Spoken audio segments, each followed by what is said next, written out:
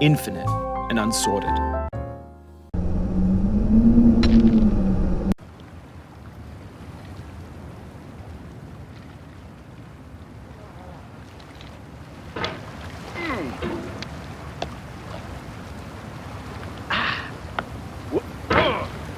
There's no feeling more intense than starting over. If you deleted your homework the day before it was due, as I have, or if you left your wallet at home and you have to go back after spending an hour in the commute. If you won some money at the casino and then put all your winnings on red but it came up black.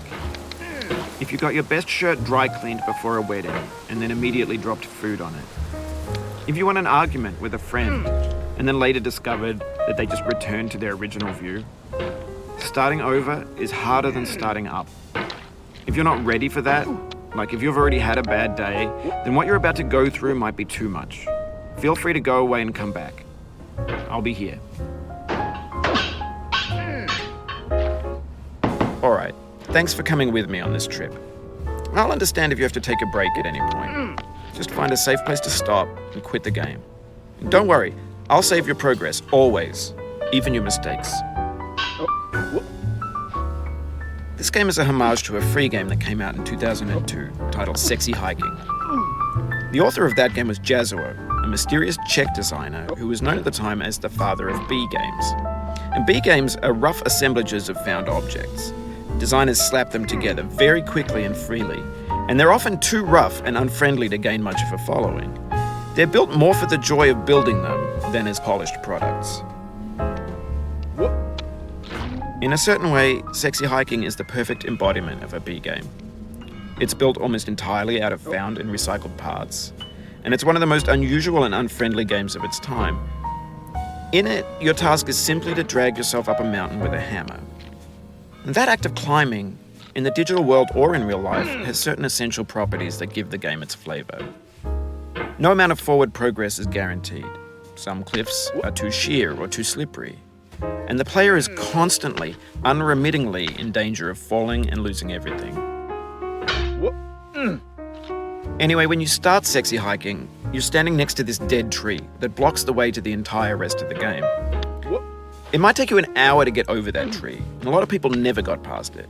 You prod and you poke at it, exploring the limits of your reach and your strength, trying to find a way up and over. And there's a sense of truth in that lack of compromise. Most obstacles in video game worlds are fake. You can be completely confident in your ability to get through them once you have the correct method or the correct equipment or just by spending enough time. In that sense, every pixelated obstacle in Sexy Hiking is real.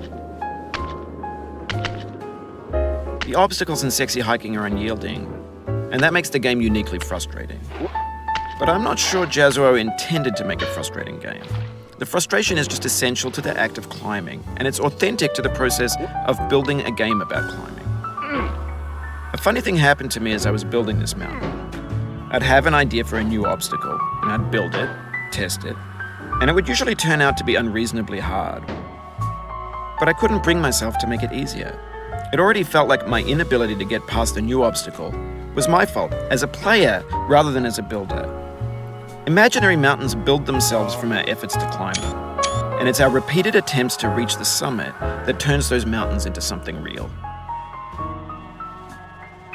When you're building a video game world, you're building with ideas, and that can be like working with quickset cement.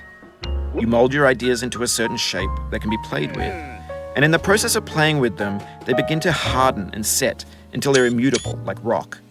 And at that point, you can't change the world. Not without breaking it into pieces and starting fresh with new ideas. For years now, people have been predicting that games would soon be made